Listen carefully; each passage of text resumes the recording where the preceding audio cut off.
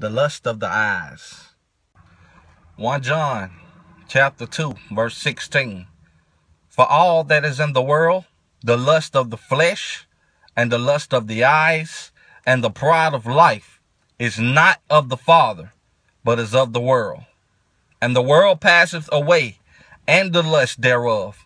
But he that doeth the will of God abideth forever.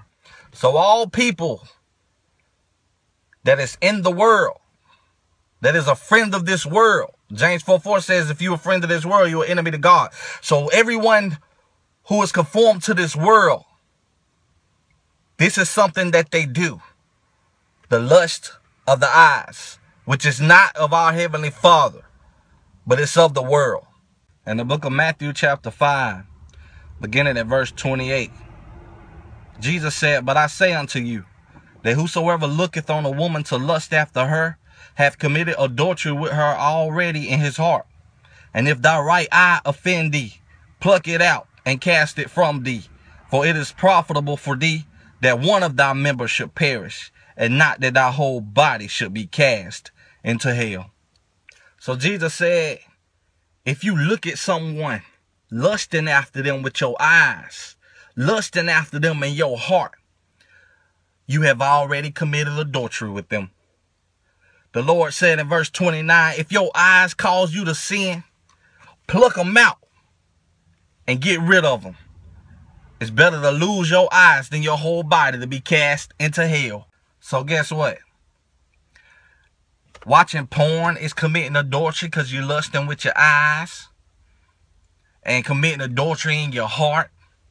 Looking at a man or a woman, desiring them, lusting after them, you committing adultery. Watching ungodly TV shows that promote sexual immorality, that's causing you to lust with your eyes after whatever you're watching, is committing adultery. Have you ever read the story of Samson in the book of Judges? Samson was a anointed man of God, mighty in strength. He had the strength of the Lord abiding in him. But he had one issue: the lust of the eyes. So you know what? Because Samson had the lust of the eyes, he lusted after a woman named Delilah, who ended up seducing him and betraying him. And she found the secret of his strength, which was his hair. If you cut off his hair, then he would lose his strength. The Lord would depart from him. And because of the lust of his eyes, because he lusted after her, he desired her. What happened was, he told his secret to her. And she had his hair cut off. And he lost all his strength, and the Spirit of the Lord departed from Samson. And this was a time when Israel was at war with the Philistines. But God had delivered the children of Israel over to the Philistines because of their disobedience, because they had forsook God. Samson was raised up to deliver the children of Israel out of the hands of Philistines. He was God's chosen one. But because this happened to Samson, the lust of his eyes, he departed from God. He departed from his people. He betrayed them. He betrayed God.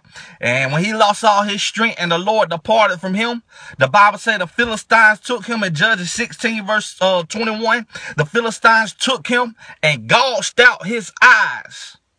So if you have a serious struggle with the lust of your eyes, you need to pray.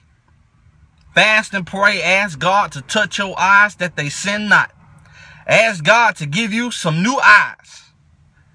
Because my friend, if you don't do this and you don't stop lusting with your eyes, just like what happened to Samson, if you can't control your eyes, God will do it for you.